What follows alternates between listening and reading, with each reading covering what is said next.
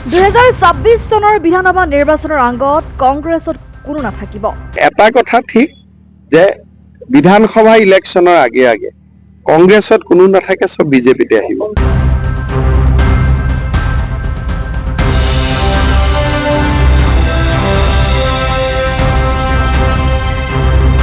এই মন্তব্য মুখ্যমন্ত্ৰী হিমন্ত বিশ্ব শৰ্মাৰ। বিজেপিৰ একাংশ নেতা কৰ্মী কংগ্ৰেছলৈ ঢাপলি মেলা সম্পৰ্কত এই মন্তব্য দিয়ে মুখ্যমন্ত্ৰীয়ে। লগতে জনসংঘকো আদৰণি জনায় মুখ্যমন্ত্ৰীয়ে।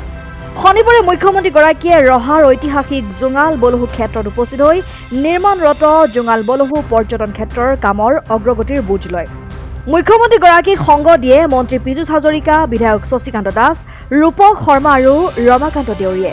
উল্লেখযোগ্য যে ইতিহাস প্ৰসিদ্ধ বীৰ ৰজা জোঙাল বলহু স্মৃতি বিজড়িত ঐতিহ্য ক্ষেত্ৰখন আধুনিক পৰ্যটন ক্ষেত্ৰ হিচাপে গঢ় দিয়াৰ বাবে চৰকাৰে 50 কোটি টকা আবণ্টন দিছিল। যোৱা 2023 চনৰ 3 জানুৱাৰীত জোঙাল বলহু দিৱসত ইয়াৰ আধাৰশিলা স্থাপন কৰিছিল মুখ্যমন্ত্ৰীয়ে। লগতে মুখ্যমন্ত্ৰীয়ে এই নিৰ্মাণ কাৰ্য আগন্তুক এবছৰৰ ভিতৰত সম্পূৰ্ণ হ'ব বুলি মন্তব্য কৰে। ইফালে তিৱা জাতিৰ সংস্কৃতিৰ ধ্বজাবাহক ডেকা চাং চামাদি আদিও এই পৰ্যটনস্থলীত নিৰ্মাণ কৰা হ'ব বুলি উল্লেখ কৰে মুখ্যমন্ত্ৰীয়ে। মুখ্যমন্ত্ৰীয়ে তিৱা স্বায়ত্ত পৰিষদৰ নেতৃবৰ্গৰ লগতো আলোচনাত মিলিত হয়। ঐতিহ্যমণ্ডিত জোঙাল বলহু গড়ক বা গোটেই যিটো ঐতিহ্য ক্ষেত্ৰ আছে তাক সুন্দৰকৈ সজাই পৰাই তোলাৰ বাবে অসম চৰকাৰে পৰ্যটন বিভাগৰ জৰিয়তে প্ৰায় 50 কোটি টকা খৰচ কৰি এখন আঁচনি হাতত লৈছিলে। আজিৰ পৰা 2 বছৰ আগতে আঁচনিখনৰ মই আধাৰশিলা স্থাপন কৰিছিলোঁ আৰু বৰ্তমান যিটো ধৰণে কাম আগবাঢ়িছে ইয়াৰ প্ৰথম পৰ্যায়ৰ কাম আমি অহা বছৰত সামৰণি মাৰিব পাৰিম। আজি মই কামখিনি এবাৰ চালো নিজে। ইয়াত আমাৰ তিৱা কাউন্সিলৰ নেতৃবৃন্দ উপস্থিত আছিল, স্থানীয় বিধায়কসকলো উপস্থিত আছিল।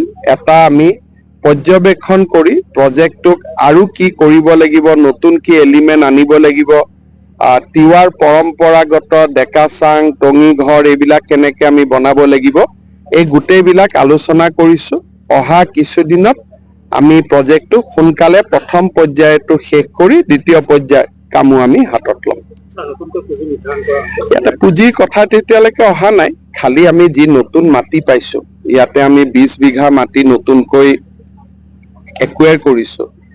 নতুন মাটিত যাবৰ কাৰণে বা আৰু কিবা এলিমেণ্ট গোট খাই থাকিলে তেতিয়া টকা পইচাৰ কথা হ'ব, কিন্তু বৰ্তমান প্ৰজেক্টটো যাতে ভাল হয় আমি সেইটোৰ প্ৰতি চাই আছোঁ। চাওক, কংগ্ৰেছৰ পৰা বিজেপিলৈ যেতিয়া দৰ্জনে নেতা আহে তেতিয়া আপোনালোকে এইটো আলোচনা নকৰে। গতিকে আলোচনাটো সমান হ'ব লাগিব নে নাই? আজিতো কংগ্ৰেছ দলত এক প্ৰকাৰ কোনো মানুহেই নাছিলে, চবেই বিজেপিত আহিছে, সেইটো আলোচনা হ'ব লাগিব। তাৰ মাজত বিজেপিৰো 2-এজন কংগ্ৰেছত যাব, তাৰো আলোচনা হ'ব লাগিব। গতিকে অহা যোৱা ৰাজনীতিত চলি থাকিব। কিন্তু এটা কথা ঠিক যে বিধানসভা ইলেকশ্যনৰ আগে আগে কংগ্ৰেছত কোনো নাথাকে, সব বিজেপিতে আহিব। অসম জনসংঘ হ'ব পাৰে, আমি শুভেচ্ছা জনাব লাগে। হিন্দুৰ স্বাৰ্থ সুৰক্ষিত কৰা যিমান ৰাজনৈতিক দল হয় তাক আমি আদৰণি জনাব লাগে। গতিকে অসম জনসংঘ যদি হয় মই শুভেচ্ছা জনাইছোঁ, কাৰণ যদি হিন্দুৰ স্বাৰ্থ, অসমীয়া খিলঞ্জীয়া লোকৰ স্বাৰ্থ সুৰক্ষিত কৰিব পৰা যিমান ৰাজনৈতিক দল সংগঠন হয় সিমানেই জাতিটোৰ বাবে ভাল খবৰ। গতিকে তাক আমি আদৰণি জনাব লাগে। নগাঁৱৰ পৰা ৰাজু দাসৰ ৰিপৰ্ট, অসম টাইম।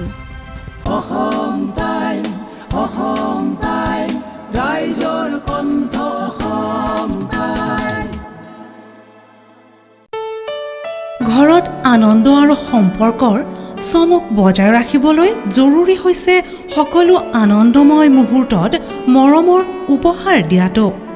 সেইবাবে মধুশ্ৰী জুৱেলাৰ্ছে আনিছে সকলো ৰঙীন ক্ষণৰ বাবে বিশেষ গহনা।